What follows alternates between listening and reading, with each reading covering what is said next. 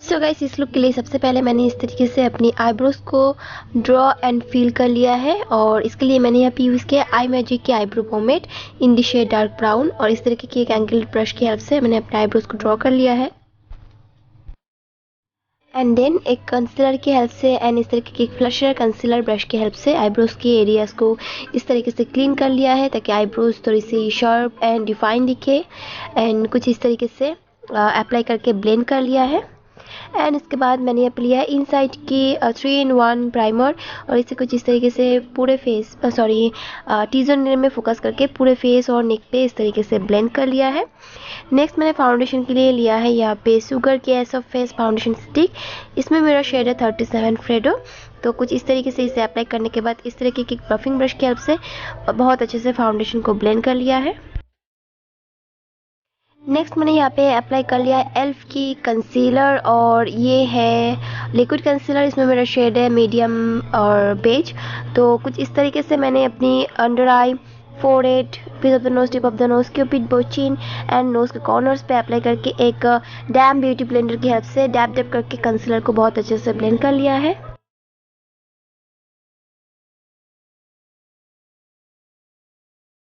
Next मैंने यहाँ पे लिया है आईबा कॉम्पैक्ट पाउडर और इसमें मेरा शेड है मीडियम शेल। तो कुछ इस तरीके से एक पाउडर ब्रश की हेल्प से इसे पिक करके पूरे फेस और नेक की जो बेस मेकअप है उसे मैंने सेट कर लिया है।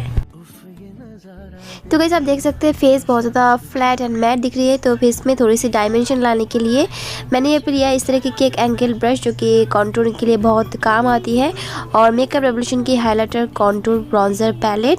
तो इसमें से कॉन्टूरिंग शेड को पिक करके इस तरीके से मैंने अपनी हॉलोस ऑफ द चिक्स पे अप्लाई कर लिया है ताकि फेस को थोड़ी सी डायमेंशन मिल जाए।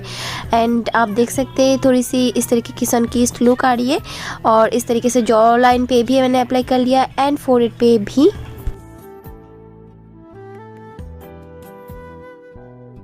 एंड देन नोज को कंटूर करने के लिए मैंने लिया है इस तरीके की एक स्मॉल ब्रश या फिर अगर आपके पास इस तरीके की ब्रश नहीं है या फिर यूज़ करना नहीं चाहते तो सेम कंटूर ब्रश को ही थोड़ी सी पिंच करके आप यूज़ कर सकते हैं। और नोज कंटूरिंग के लिए सबसे पहले कुछ इस सेम कंटूरिंग शेड को पिक करके नीचे से ऊपर की तरफ कुछ इस तरीके से मैंने नोज़ को कंटूर कर लिया है और कुछ इस तरीके से आप अपनी नोज़ को बहुत अच्छे से शेप दे सकते हो। इसके बाद मैंने यहाँ पे लिया है इस तरीके की एक ब्लशर ब्रश और सेम पैलेट से ये वाली जो nude warm kind of blusher shade है इसे लेकर अपनी एप्पल्स ऑफ द चिक्स पे अप्लाई कर लिया है क्योंकि इस तरीके की लुक के लिए आई थिंक ये वाली ब्लशर बहुत अच्छे से जाएगी।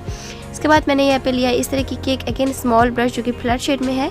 तो सेम पैलेट से ही हाइलाइटर को पिक करके इस तरीके से मैंने अपनी bridge of the nose, tip of the nose, cupid, bow chin, अपनी highest points of the cheeks and forehead पे अप्लाई कर लिया है।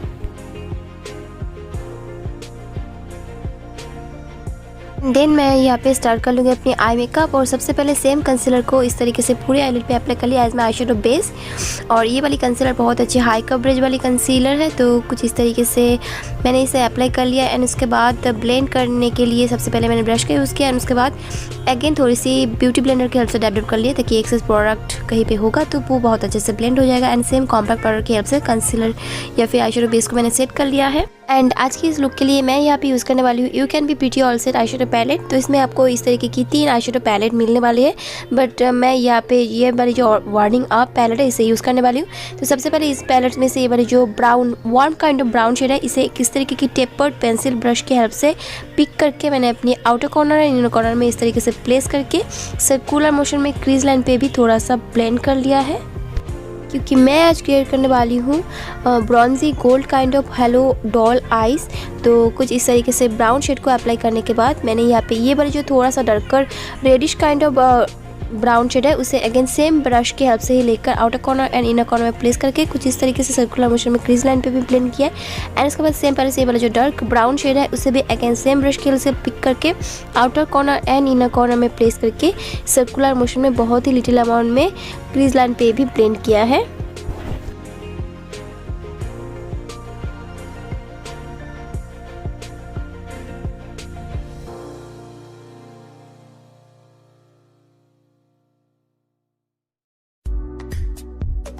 एंड इसके बाद हेलो आई लुक क्रिएट करने के लिए सेम कंसीलर ब्रश की हेल्प से सेम कंसीलर को पिक करके कुछ इस तरीके से मिडिल आईलिड पे बिल्कुल इस तरीके से एक कर्व की तरह कट क्रीज कर लिया मैंने और कुछ इस तरीके से दोनों साइड में फिंगर की हेल्प से ब्लेंड कर लिया है।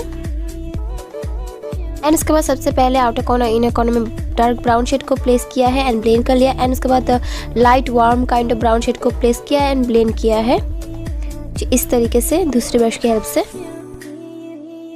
इसके बाद सेम पैलेट से ये वाली जो ब्राउनजी शिमरी काइंड ऑफ शेड है इसे फिंगर के हेल्प से पिक करके बिल्कुल मिडल लाइट पे जहाँ पे मैंने हेलो आई क्रिएट करने के लिए कंसीलर अप्लाई किया उस एरिया पे अप्लाई किया है। And again dark brown shade को इस तरीके से outer corner and inner corner में अप्लाई करके थोड़ा सा ब्लेंड कर लिया।